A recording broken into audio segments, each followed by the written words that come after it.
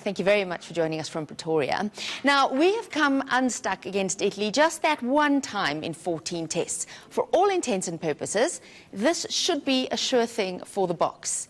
There is always a but, though, or is it a sure thing? Yeah, it's a sure thing for the Boks, but I think no World Cup match is ever a sure thing. Asked Ireland and Japan. So it's one of those things. It's a tricky game. The Boks, if they're at their best, should win it quite easily. But yeah, Italy have got 2 wins out of 2, and they are a tricky side to face. So I think the Boks, if they're at their best, they should be fine. So, I mean, everyone's talking about a conservative game plan. We've got 6 forwards on the bench, which indicates that it's going to be a forwards-focused match. Is it going to be a humdrum battle of the forwards with no exciting rugby to watch? Look, I think you've got to look at where Russia's coming from. You need to win this game to make sure you're in the playoffs. So that's the first thing. Anything else after that is a bonus. They need the win, and their biggest asset is their forward pack. And rugby is a simple game. If your forwards get dominance, then the spaces open up out wide. So I think that's the whole plan: is get that forward dominance, dominate up front, and then obviously let the backs go out wide and play the ball a bit. So now we have to address this elephant in the room. Of course, you've got Eben Etzebeth, who's under the cosh at the moment. It's got to have an impact on Eben himself as well as the rest of the team, one would think. I think it does. It's a bit of an unnecessary distraction, if I can put it that way. I think the problem for a lot of us close to the team is that we haven't actually seen any evidence, and there's all these allegations going on, and it's something that needs to be tested somewhere along the line. If there is a case to prove, then he has to face that case. But I mean, from the last we heard before the Boks left, that there wasn't actually any physical evidence or any videos or audio that actually definitively proved anything.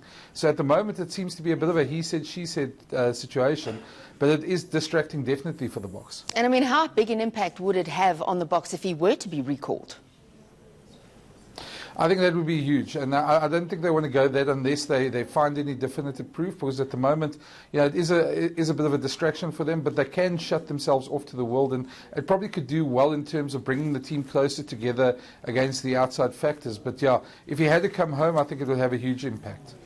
Okay, now in terms of the performances that you've seen so far, I think the only certainty for me anyway that I can take out of this is that Michael Cheika is probably the nicest guy in rugby, not. But if you were a betting man, where would you put your money right now? Well, I think the Boks are still a dark horse. I don't think they had the best game against the All Blacks. That's the one game we measure them on anywhere in world rugby anyway. But, there's a lot of South Africans and New Zealanders who believe these 2 teams are probably going to meet in the final. And there's still a way to go there. Wales have shown they're good. Ireland have been up and down. England have been sort of very quiet as well. And the French have been interesting in this World Cup as well. They've got through their games as well. So there's still a lot of rugby to be played. But, I don't think the Boks you've got to win now 4 games to get there, and today's Italy's one is the first one, and then the other 3 quarters, semis, finals. You take them week by week, and there's no team that the Springboks at their best can't beat. So I'm pretty confident that they do pretty well and get to that final. Now, this is a little bit of a trivia question, and I'm hoping you can answer it. Sergio Parisse, captain of Italy, is playing in his 5th Rugby World Cup. Is there any other player that's played in 5 Rugby World Cups? I'm not quite sure there is. I think Brian Lima might have, of Samoa. He's the one player that always seems to be around World Cups. And I know Sergio Parisse is also breaking the record for the Northern Hemisphere caps today. I mean, he's beating Brian O'Driscoll's record, and he's only, I think, 5 behind Richie McCaw's record. So it just shows you what a wonderful servant he is for Italian rugby. And to be honest, if he was in the All Blacks or the Springbok team, he'd probably be rated as the best 8th man in the world.